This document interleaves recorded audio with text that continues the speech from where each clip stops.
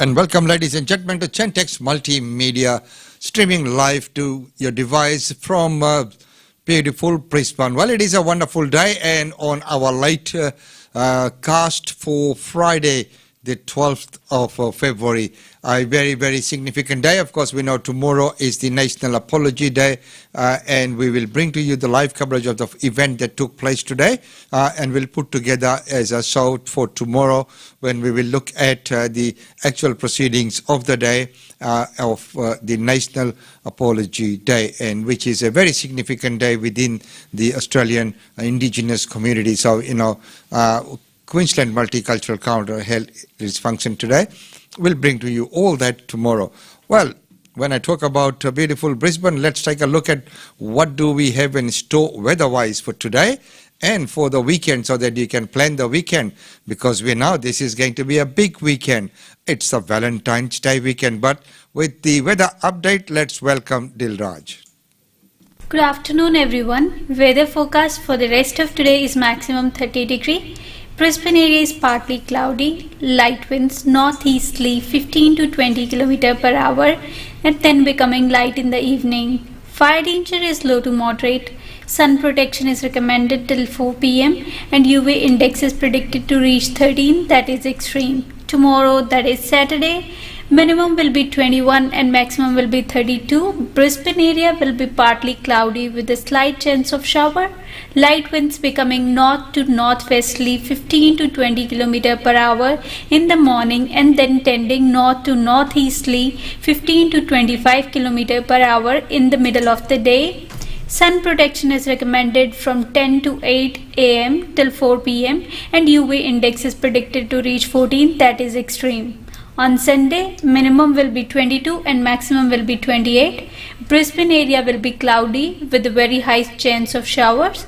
Light winds becoming southeasterly 15 to 25 km per hour during the day. Sun protection is recommended from 8 a.m. till 4 p.m. and UV index is predicted to reach 13, that is extreme. Till tomorrow, stay safe and enjoy the rest of your day. And thank you very much for that weather update, Dilraj. So there we go. Now we can plan our weekend. Well, ladies and gentlemen, just moving on with the show today. First of all, we'll look at a message and the live coverage of the press conference of our Prime Minister. Well, welcome. Firstly, I'd like to welcome the Prime Minister. I think you just got to say name and rank. Look, I'd like to welcome the Prime Minister and the Health Minister here today to the Seqirus facilities in Melbourne. It's a really proud day for CSL. Today, we're marking the announcement of going into the final stages of vaccine production next week. An Australian-made vaccine, enough for all Australians, and we're really proud at CSL to be making such a strong contribution to the nation's health, so we're very proud. I'd like to take a moment just to recognise the people of CSL. This hasn't been a 9-to-5 effort. We've been working around the clock. It's been a 24/7 activity, both at our CSL Bearing site up in Broadmeadows up the road and here in Parkville at our Seqirus facilities, where we start that final stage of production early next week. So we deeply thank the people of CSL. It's not only been a priority in their work life, but we know we've asked them to work long hours, we've asked them to work weekends. It's also been a priority in their home life. So we thank them and we thank their families for the commitment. I'd also like to thank AstraZeneca. It's been a fantastic collaboration to get us where we are, and the TGA for their support in getting us to this position where we're about to make enough vaccines for every Australian right here on Australian soil. We know there's a long way to go, but we're ready. We're ready to step into that responsibility, and we feel very proud to be able to make that contribution. On that note, I'd like to welcome the Prime Minister to say a few words. Thank you. Well, thank you very much for the opportunity to be here today and to be also joined by Greg Hunt, the Minister for Health and Aged Care, to Brian and to you and the whole team right across the CSL family, but particularly Seqirus here. You know, this facility has been doing this for around more than 100 years, right here where we are. And they've seen plenty of challenges in the past and they've met them, and they're doing it again here today. Our vaccination program and strategy is on track, and that's confirmed again by the visit that the Minister for Health and I have made here today. I also really want to thank all of the workers in the process here, whether they're out at Broadmeadows or they're here or anywhere along the chain. I want to thank the Therapeutic Goods Administration and all of those doing the work that they're doing to make sure that the work that is being done here can go forward and ultimately receive, we believe, the authorisation that will come from them. I've often said through this pandemic that I've never been more proud of Australians. And I can tell you, as I walked around that floor today and I spoke to those who were going through that final stage of filling those vials and making sure they're going out safe, secure, to support the health and the recovery of Australians, and to see the pride in their own eyes about the job they're doing for Australia. I tell you, it hits you. It really does. And you know, that's the response of Australians right across the country. You know, it's small businesses keeping their show together, keeping their employees on, you know, fighting their way through, understanding the challenges. Same is true here. The professionalism, the dedication, the very long hours. People here have been working long hours for a long time to deliver this, and they're doing it to deliver it for Australians. And I want to thank them very much for that. So our vaccination program, it's on track, and it's sovereign. We're doing it here, in Australia, right here in Melbourne. And that is something that few Prime Ministers and Presidents around the world can say, because we are one of a handful of countries that made the decision to be able to ensure we had this capability here in Australia by Australians. And Brian, to you and the whole CSL family, I want to thank you for your dedication to seeing that realised here for your country. So, within a matter of weeks, starting next week as they do the final stage of that process, I call it the bottling process. The scientists have another name for it. But what that means is they bottle it and then they check it and they check it and then they check it again to make sure that when it goes out and when you go to your GP clinic or the place that you will go to get your vaccination, you can have great confidence, not just in the vaccine itself, but the Australian production process that actually got it to that clinic where you received that vaccination for you and your family. So it is another important day today. That final phase of that production process starts here Monday. Of course, they'll be working 24/7. In March, mid to late March, they'll be rolling more than 1 million doses out of here a week. That's a big production effort, and that is going to change the country for the better. And for those who are producing that here, we just simply say thank you for the service that you're providing to your country. Before I hand over to Greg, I'd just make a quick comment on the challenges that we're currently facing here in Victoria regarding the most recent cases. We've dealt with these before, got on top of them before. We've dealt with them the last few weeks in Sydney and Brisbane and Perth. And so a proportionate response by the Victorian government, which I understand from what we've been hearing this morning, and the Health Minister has been in contact with his counterpart here in Melbourne, a proportionate response that enables those, the tracers and others, to be able to get on top of it and get the same successful result that we've seen in other states. That can and will be achieved here. Our role as the federal government is to support those efforts, to support premiers, to support health ministers, to support the health workers here to ensure that they can do the best they possibly can in the job that they have. So we thank all those who are doing what they're doing at the moment. I thank Melburnians and Victorians more broadly for their patience over many, many months in the past. I know you don't want to see Victoria go back into what you had to endure last year, and I can assure you everyone is doing everything to ensure that that is not replicated again on this occasion. There's no reason that it should. As other states have demonstrated, you can get on top of this pretty quickly, and I have reason for confidence that they can do the same thing by following that same process. So with that, I'll pass on to Greg. Thanks very much, Prime Minister and Steve. CSL is a great Australian company doing great things for Australians. their workers, as the Prime Minister said, are literally working around the clock. Many of them have barely seen their families. They're doing it because they believe in their work, they believe in the value of what they're doing to bring vaccines to all Australians, to protect all Australians. And it couldn't be a more noble cause, it couldn't be a more professional group of highly trained Australians who are focused on safety, safety, safety, and ensuring that they keep Australians safe and that they deliver vaccines that will protect them. And so I really want to offer my personal thanks. I think in years to come, when we look at the course of the pandemic in Australia, and every day we see the agony and the tragedy around the world, cases which thankfully are beginning to come down globally, but still often over 400,000 a day and sometimes over 10,000 lives lost. We compare that with where we are in Australia. No lives lost this year, which is almost inconceivable. And we see that we've done an incredible job as a country, but the next phase is on track. It's been planned, it's been prepared, and that's the vaccine rollout. We are on track for the Pfizer vaccine to commence in late February, on track for the AstraZeneca International, subject to the TGA's approval, to commence in early March, and most significantly on track for the AstraZeneca CSL Australian-made vaccine to commence, as the Prime Minister said, in late March, subject to the final tick of approval from the TGA.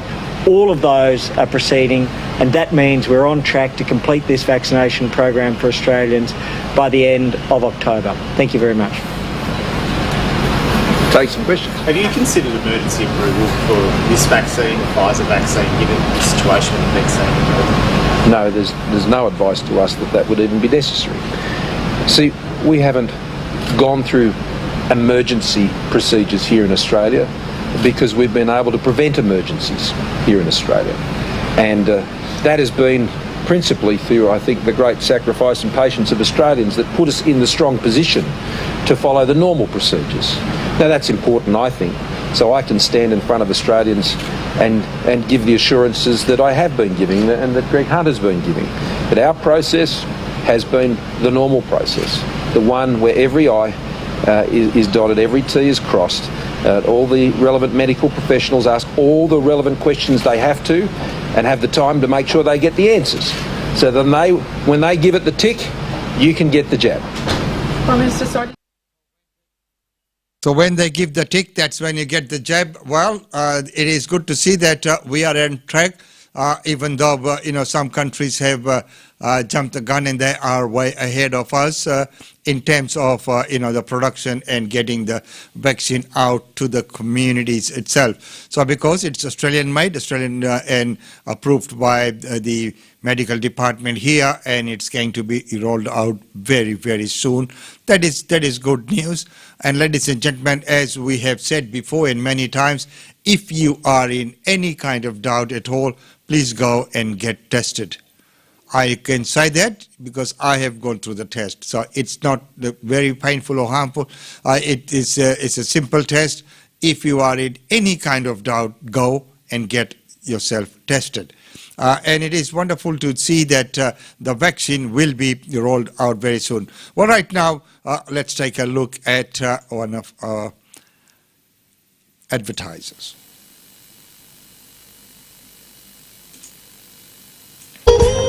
GlobeNet Realty. GlobeNet Realty has been the longest established, trusted and respected agency in its trade area. Washa Chandra, Director of GlobeNet Realty, provides honest and ethical service to her customers. If you are thinking of investing in Brisbane real estate market, or if you are seeking professional property management, then you should contact Usha Chandra today on landline 3865 4466 or mobile 0419 775 416. And for further updates, log on to our website www.globenetralty.com.au. GlobeNet Realty is your own local real estate agency. Situated at Shop 52281 Sandgate Road, Boondall. GlobeNet Realty. Real estate is our world.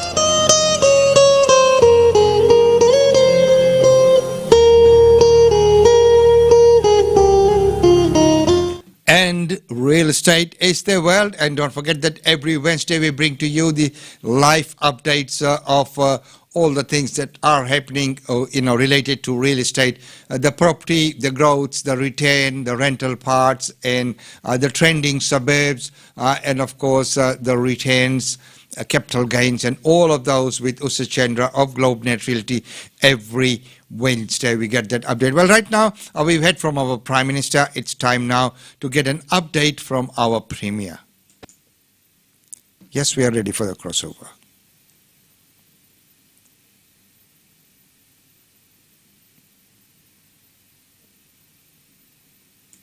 Developed and started since the Premier, John and I have been in our respective roles.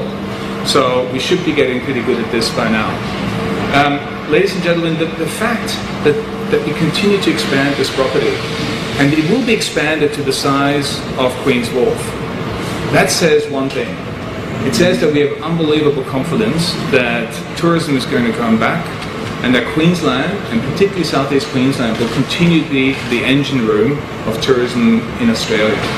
And that's why we are betting a lot of money and a lot of our future on these developments. This is what it looks like when a Swiss guy gets excited. So I could go on forever, but I want to hand over to the Premier of Queensland to talk and say a few words. Thank you, Premier. Thanks, Matt, and can I start by acknowledging the traditional owners of the land on which we gather, pay my respects to elders past, present and emerging, and of course can I acknowledge Matt, John O'Neill, Minister Scanlon, ladies and gentlemen one and all. Well, what a wonderful day for Queensland and a wonderful day for the Gold Coast. And as I've said many times before, our best days are ahead of us in Queensland, and what we have seen during the COVID pandemic is that construction has not stopped in this state. And to be here on the Gold Coast today, you only have to look around and see the cranes in the skyline and the fact that people are working when in other parts of the world, especially the Northern Hemisphere, people are in lockdown, people are battling the UK strain and other strains of COVID. But in Queensland, our strong health response has meant that we have a strong economic response, and that our economy has been able to get on with the job and to be able to recover faster. Well, today I'm absolutely delighted to be here with Star, and I can say this is the first I've ever done with a sod turning on a car park, but this car park is going to be demolished to make way for this brand new building. And the Star investment in Queensland is a vote of confidence. It's a vote of confidence in the tourism industry, it's a vote of confidence in the construction industry, but it's also a vote of confidence in the people of this state. And what we do know is that we are having a positive net migration to Queensland. I think it was 7,000 people in the last quarter came here, and can you blame them? There is no better place, and I know that people love living here on the Gold Coast. This morning I was out walking, and what a wonderful lifestyle. And what we have been able to do is preserve our lifestyle. Now, it was a great honour to have turned the sod on the Darling and to have opened the Darling, to have turned the sod on the Dorset, and today to turn the sod on this brand new 63-storey tower, and once again creating thousands of jobs. And there is speculation that it could be the W, but I'll let John talk more about that. But this is a wonderful day for the Gold Coast, and I know that John and Matt were up with the Deputy Premier and the Treasurer just the other day in Queen's Wharf, a great development in Brisbane that will change the landscape of Brisbane. But down here, the investment of Star on the Gold Coast is absolutely changing the landscape here. And of course there's plans for even more towers into the future, and more towers means more jobs. We also know that a lot of people want to come and live on the Gold Coast, they're investing on the Gold Coast, and people are actually buying properties without even the opportunity to come and view them. They're doing the Zoom conferences, they're looking online, and can you blame them? So that's why we want to set this state up for the future. That's my priority, and I know that's the priority of Star. So once again, it's wonderful, John, to see you. I think it's been about 12 months. It's been too long, but hopefully now we'll see the continuation of great investment and great initiatives here on the Gold Coast. So thank you very much, Matt, and I'll hand back to you. Great. Thank you. Thank you, Premier. Thank you for the warm words. And I want to introduce John O'Neill. John O'Neill has many hats. He's the chairman of Star Entertainment Group, who operates this property, obviously. He's also the chairman of Destination Brisbane, and that's a joint venture with Charter Fulk and Far East, who are developing Queen's Wharf. And John is also the chairman of Destination Gold Coast, the same joint venture partners who are developing the Dorset as well as the yet to be named and revealed fourth tower. With further ado, John, thank you.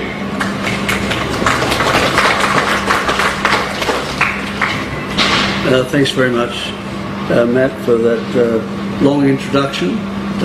Delighted to be chairman of so many entities that are heavily invested in Queensland, and it includes Queensland Airports as well. So I'm glad I'm spending a bit more time here, because being away for 1 year is a bit too long, but when you come back and you see how advanced Queen's Wharf is, how advanced we are here on the Gold Coast, it gives you great cause for optimism. And delighted today that a representative of one of our partners, Far East, Rob Cook, is here. So thank you, Rob, for being here. And Far East and Charter Fulk you would not want for better partners. So thanks, Rob, and thanks, Far East. I join Matt and the Premier in acknowledging the traditional owners of this land, elders past, present and emerging.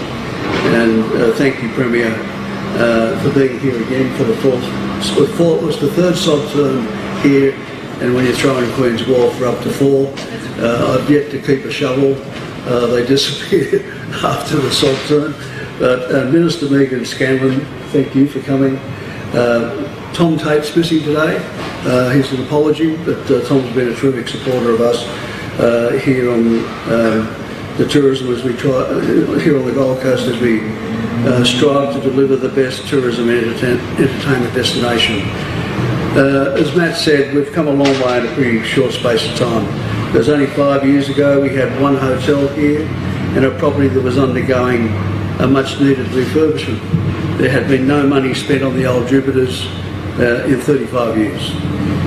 In Brisbane we were in competition 5 years ago with another operator who will remain nameless for the rights to develop Queen's Wharf. Today we stand here ready to break ground on a 63-storey tower at the Star Gold Coast. Not Jupiters anymore, but the Star Gold Coast. And it's a tower that will house a full hotel. There's speculation in the Gold Coast Bulletin this morning that that hotel may be the W.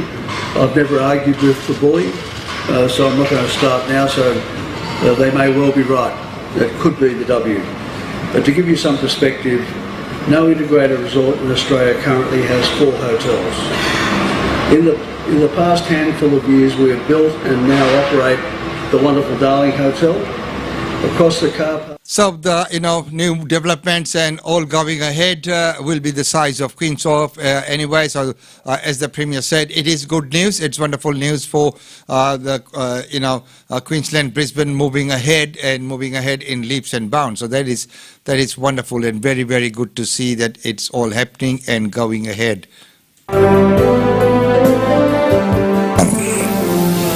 Hi everyone, this is Tanvi Goyal, PR of GoPure Queensland. And I'm Umesh Chandra.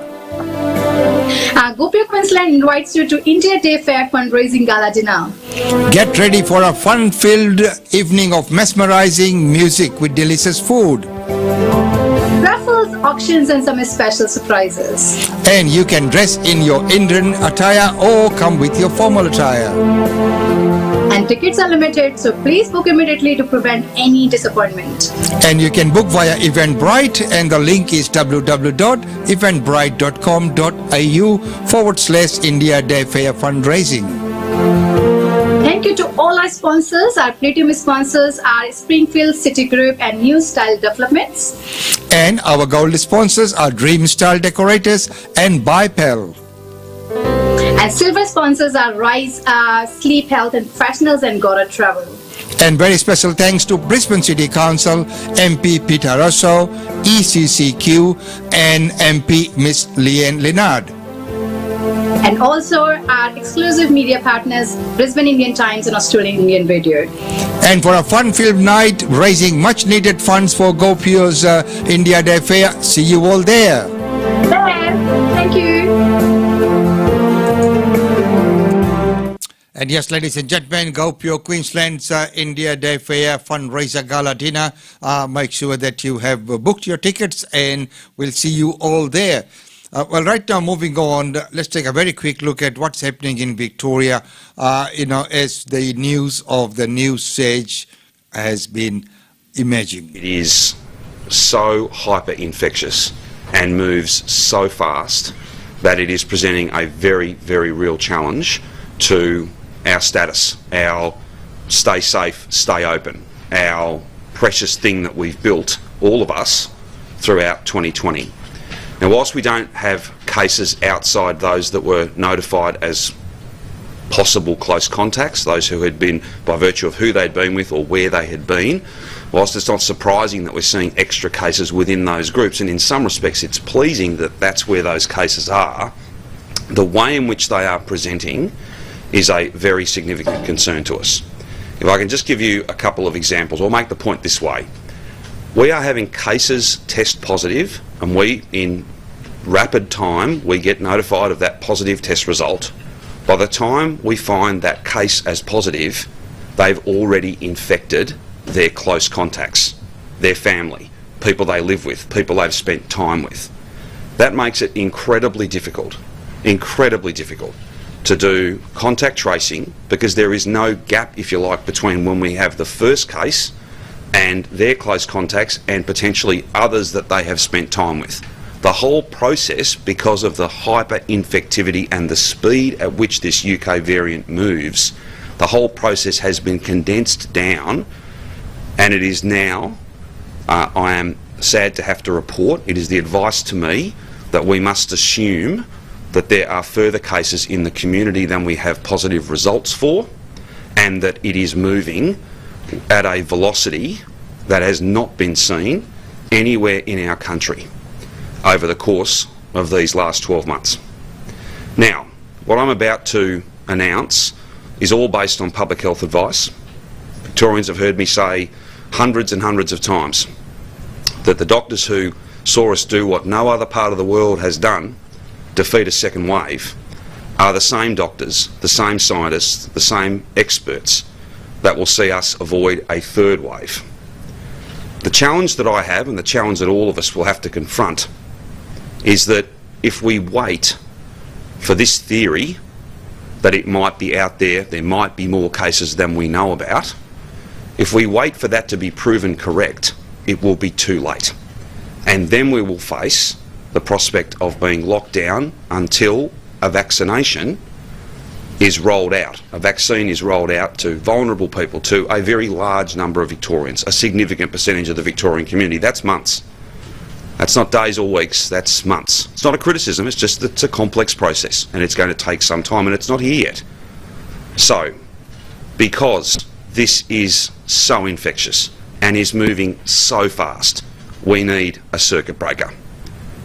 Therefore, I'm announcing, on advice from the Chief Health Officer and after a meeting of relevant Cabinet committees and the full Cabinet, that from 11:59 p.m. tonight, Victoria, all of Victoria, will go to stage 4 restrictions, and I'll take you through the details of those. There probably won't be an exhaustive list. There will inevitably be questions that will be posed, and we'll deal with those throughout the day. But from 11:59 p.m. tonight until 11:59 p.m. on Wednesday, so for 5 days, the following will occur. There will only be 4 reasons to leave your home: shopping for necessary goods and services when you need those things, and only what you need. Victorians are well acquainted with this. We've done this before. Victorians know what to do, and they know that these tactics, this type of response works. But I will, just for completeness sake, take you through the list as it stands now. Then I'm going to ask Brett to speak to the hyperinfectivity and the speed with which this UK variant is moving. Shopping for what you need when you need it. Caregiving and compassionate reasons. Essential work or permitted education where that cannot be done from home. Exercise for 2 hours per day with your household members, your intimate partner, or one other person who is not from your household or your partner. You must stay within 5 kilometres of your home, other than for permitted work, or if you need to go shopping for things you need when you need them, and you cannot access those things that are, again, common sense tells you if they're essential, if they can't wait till Thursday, then you would be permitted to be beyond the 5 kilometre limit. So there were new restrictions coming into force from 9 p.m. tonight in Melbourne until Wednesday. So I think when you look at those cases, when in reality, when you look at it, it's so easy for it to spread.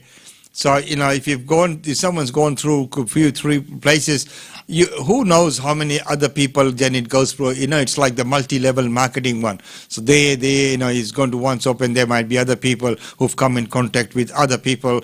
And so, the precaution that's been taken is warranted and it's being called for. That's what I think as well.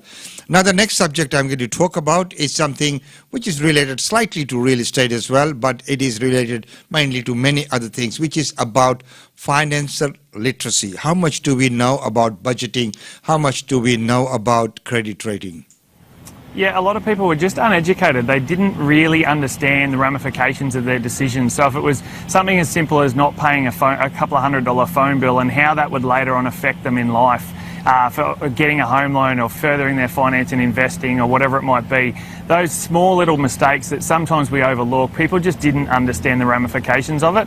And also the lack of education that I myself personally got out of school. I came out of school not knowing anything about finance, so that was a real drive for us to make sure that that didn't happen and didn't repeat on our own children, and hopefully we can pass that knowledge on further down to many others. We feel financial literacy should be a compulsory subject throughout all of schooling, just like English and maths.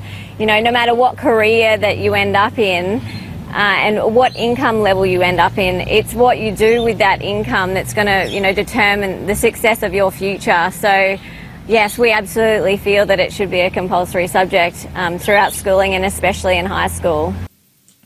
And as the point is made about financial literacy being a subject and made compulsory in schools, you might remember that, a few months back, we were at a dinner function with a retired, teacher who used to teach accounting and maths. We asked him, what was the success? He said, the formula is very simple. It is very complex, to understand, but the formula is very, very simple. You have got to earn more than you spend. It's as simple as that. You earn more than you spend or don't spend more than you earn, and you would be okay. Well, right now, the last part is, it's Valentine's Day, so love is in the air. People will be buying flowers. But a request is that if you could, please buy local. Roses are in short supply, red roses, but there are a variety of others that I would really encourage, consumers to buy. I would really encourage consumers to buy local grown flowers because then you're supporting our farmers right here in Australia. Yeah, what are the factors behind those rose shortages, both locally in Australia and also overseas? Is it simply because of the pandemic?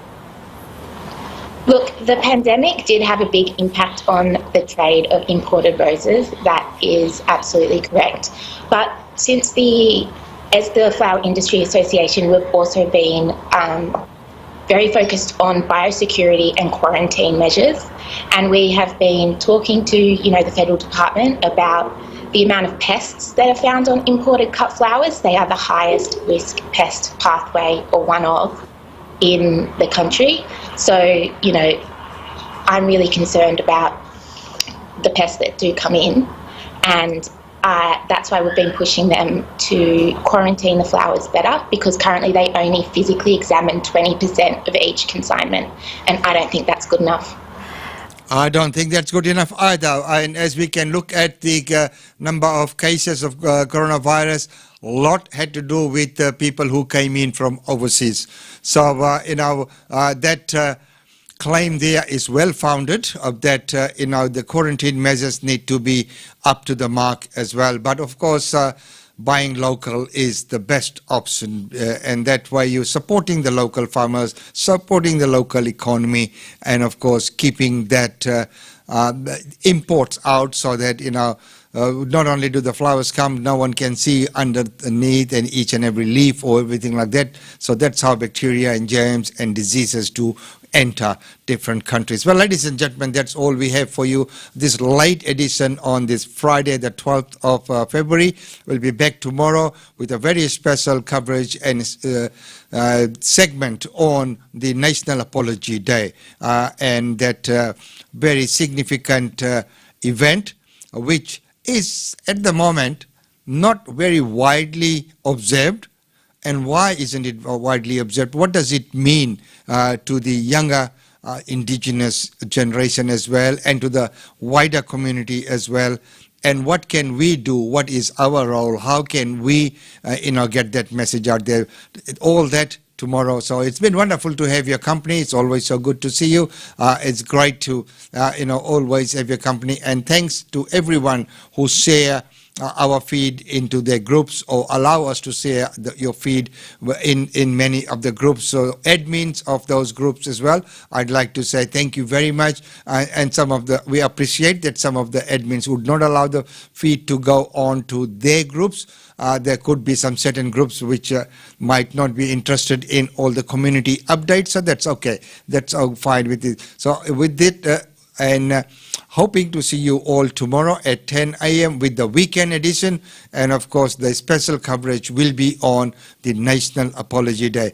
Until then, it's goodbye from me. Enjoy the rest of the day. Weekend is coming.